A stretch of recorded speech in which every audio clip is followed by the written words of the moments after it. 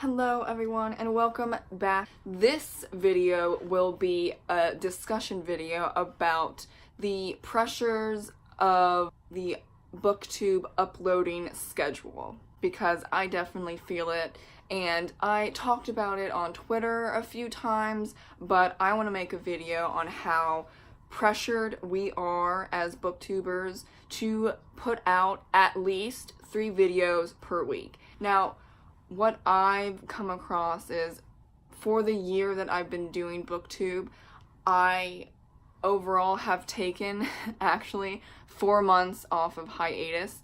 Now, the latest one was 2.5 weeks because of my tonsillectomy. The other remaining weeks were due to life and work. And because of those two things, I'm just so tired. I can't sit here authentically and talk about books, review books, give writing tips in a way that is appropriate when I'm exhausted, working, 10-hour days.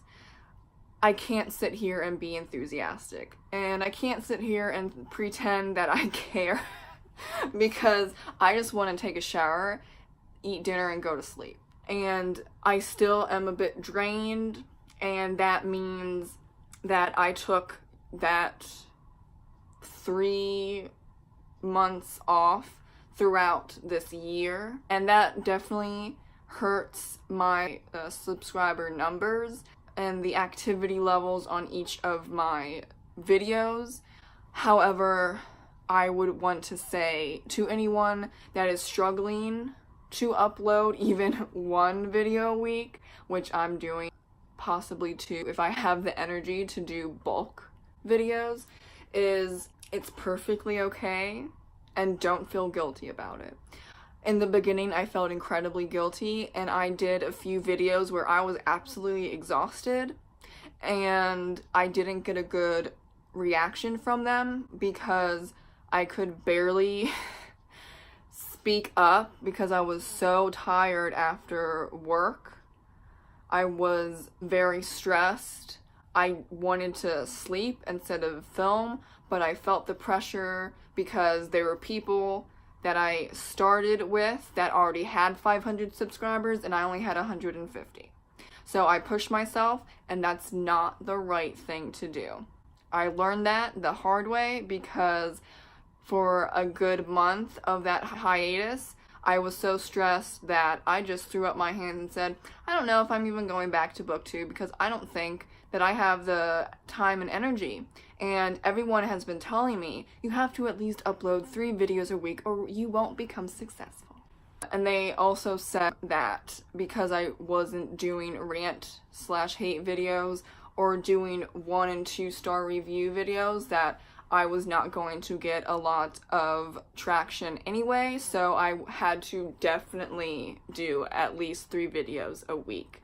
I took that to heart for at least 6 months until I realized this is a hobby and there are people that do this in the hopes or their goal is to monetize. I would be very excited if I could monetize, but it looks like it's not in the stars for me because I don't put out 3+ videos a week.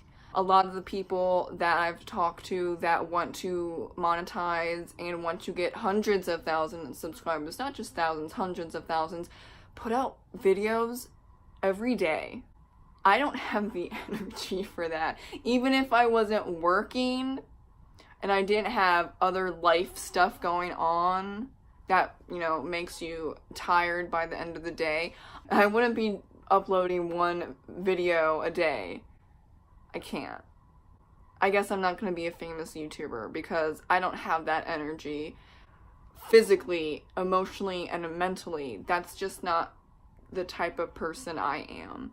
It takes a while for me to recharge my inner battery, and the bulk videos I do, the most I've done is 4 in a row, and that took a week to recharge myself to want to film even just 1 video again. So if you're someone like me and you're on BookTube and people are telling you, oh, one video is not going to do anything for your subscriber count or activity, I would say thank you and just keep doing you. If you aren't interested in becoming the, 100,000 subscriber type of channel, I don't see how it's really any of their business. But people love to get into people's business, not just on YouTube, but in general. And I wouldn't stress when they tell you that, or when they go a little passive aggressive and say, oh, so you've been on for a year and you only have 300 subscribers? Huh. Because I've seen that before, and that was really rude, and it's not kind. Not everyone, I'm gonna tell you right now, not everyone has the ability to upload 3 or more videos to their BookTube channel per week. I can maybe do 2 at this point in time. There was a time in the very beginning, the first 2 months of my YouTube channel, I was uploading 3 videos a week, but then I found a full-time job.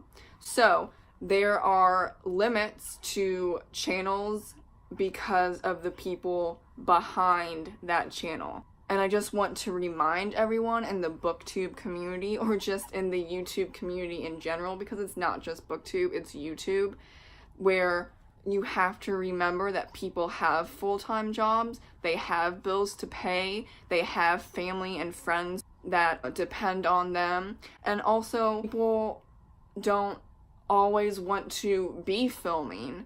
They might want to do other things, other hobbies, and I don't think that's wrong of them, because if your only hobby is BookTube, okay, that's cool, but that's not really realistic for everyone else.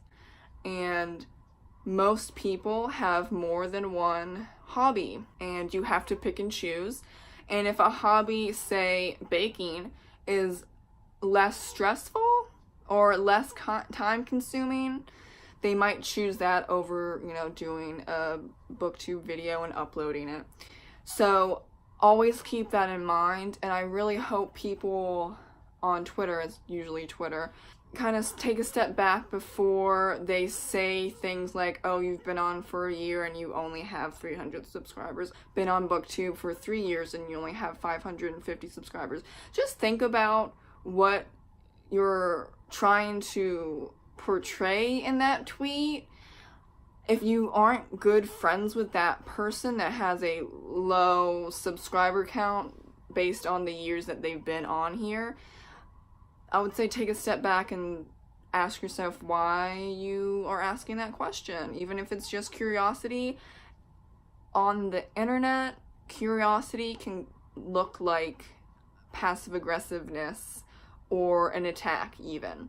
I haven't come across anyone that has said to me, oh, you have been on for a year and you only have 247 subscribers, what are you doing? But I've seen other people point fingers at other smaller booktubers quite a few times, and I've gotten a bit sick of it, honestly. And I think they haven't said anything, those smaller booktubers, because they really want to get into the community, and they're trying their absolute best, and some of them are a little younger. They're like 18, 19, I suspect. So how do you deal with someone that's saying passive aggressively, or maybe curiously, but I would say especially passive aggressively, what are you doing because you've been on here for, a year plus and you're not really high in subscribers? They're kind of questioning why you're here, and I don't like that, because as I said, people have lives.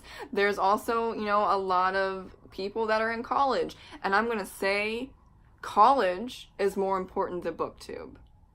Getting your degree is more important than uploading 3 videos or more on your BookTube channel.